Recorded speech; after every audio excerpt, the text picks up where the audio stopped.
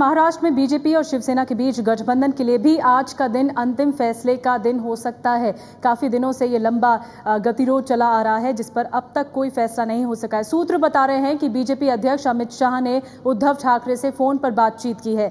कहा कि गठबंधन को बचाना जरूरी है।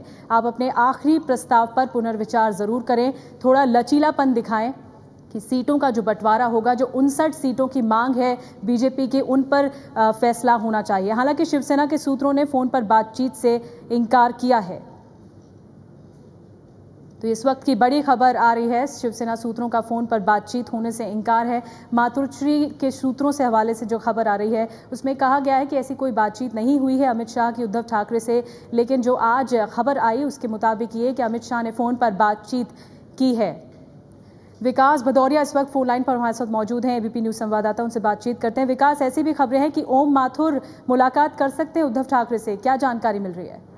जी हाँ, बिल्कुल लगातार कोशिशें हो रही हैं कि बीजेपी और शिवसेना का गठबंधन बरकरार रहे, और इसी सिलसिले में बीजेपी अध्यक्ष अमित शाह ने उद्धव ठाकरे से बात की है, ऐसा दावा है अमित शाह के ऑफिस का। हालांकि शिवसेना इससे इनकार कर रही है, और इसी ये अलायंस बरकरार रहे, इसी कोशिश के तहत कल देर रात को न केवल महाराष्ट्र बीजेपी के नेता बल्कि वहां के प्रभारी ओम माथुर भी मुंबई के लिए रवाना हो गए थे।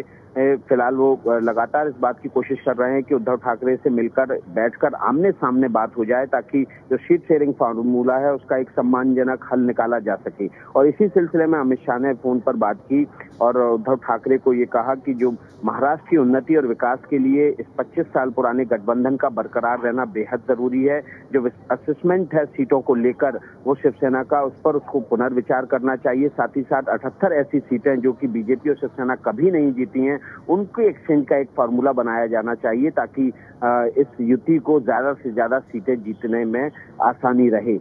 हालांकि अभी तक जो बातचीत है उसको लेकर गतिरोध बरकरार है। ओम माथुर को अभी तक उद्धव ठाकरे से वक्त नहीं मिला है मिलकर बैठकर बात करने का, और यही वजह है कि ये उम्मीद जताई जा रही है कि देर शाम या रात तक ये मुलाकात हो सकती है और इस गठबंधन के सीट शेयरिंग फार्मूले का कोई हल निकल सकता है। धन्यवाद आपका विकास भदौरिया इस जानकारी देने के लिए। तो इस गठबंधन पर शीट शेयरिंग फॉर्मूला कुछ न कुछ हल जरूर निकलेगा, क्योंकि यहां पर परिपक्वता दिखाने की जरूरत है और बीजेपी की अपील यही है कि 59 सीटों पर विचार विमर्श होना चाहिए। बीजेपी और शिवसेना का गठबंधन रहे या ना रहे, शिवसेना के दिल में पीएम मोदी अभी बसे हुए हैं। सामना में जो संपादकीय छपा है उसमें मुस्लिमों पर पीएम मोदी के बयान की तारीफ की गई है। आपको बता दें, सामना में पीएम मोदी का जो संपादकीय है उसमें मोदी ने मुस्लिमों के राष्ट्र निष्ठा की गवाही दी है। मुस्लिमों को चाहिए कि वो मोदी के शब्द को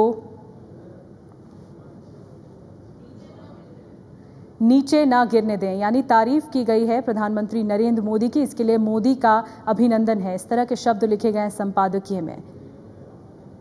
और ऐसा मानने की जरूरत नहीं कि मोदी के मन का कट्टर हिंदुत्व,